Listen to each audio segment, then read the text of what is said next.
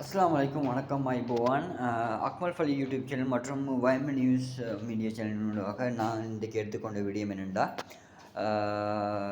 உள்நாட்டு செய்தியின் பக்கம் போனோம் செய்தி அறிக்கையின் பக்கம் போவோம் அதனூடாக முதலாவதாக உள்நாட்டு செய்தியின் பக்கம் போனோமே. ஆனால் உள்நாட்டு செய்தி பக்கத்தில் ஸ்ரீலங்காவில் வெள்ளம் கொஞ்சம் கொஞ்சமாக தணிந்து நாடு முழுவதாக இப்போ சீரான காலநிலை நேற்றைய தினத்திலிருந்து இடம்பெற்றதாக அறிவிக்கப்பட்டிருக்கிறேன். அந்த செய்தியும் அடுத்ததாக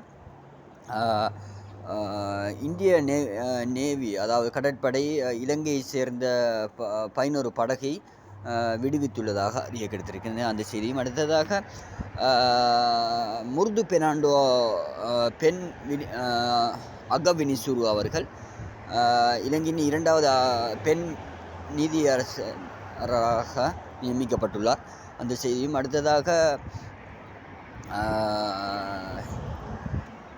வெளிநாட்டு செய்தியும் பக்கம் போனோமே. ஆனால் காசாவில்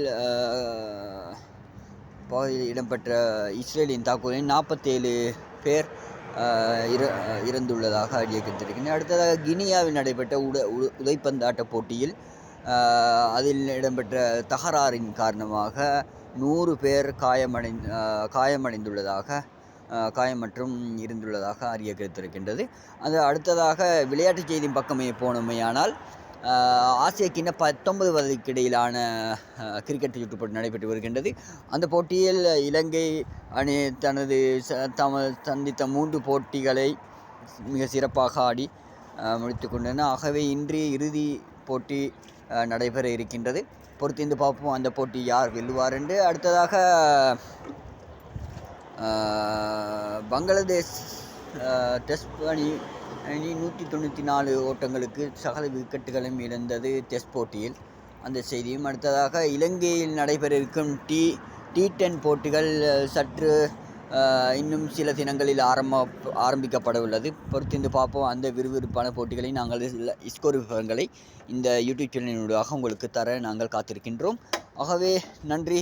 இதுவரை உங்களிடமிருந்து விடைபெறும் நான் உங்கள் நண்பன் FM Akmal.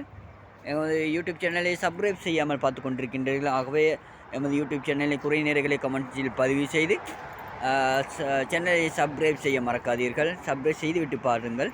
Thank you very much. வீடியோவை எல்லாருக்கும் உங்களது நண்பர்கள் உற்றார் உறவினர்கள் எல்லோருக்கும் ஷேர் செய்து எமது பயணத்துக்கு உதவி செய்யுங்கள். Okay, thank you very much.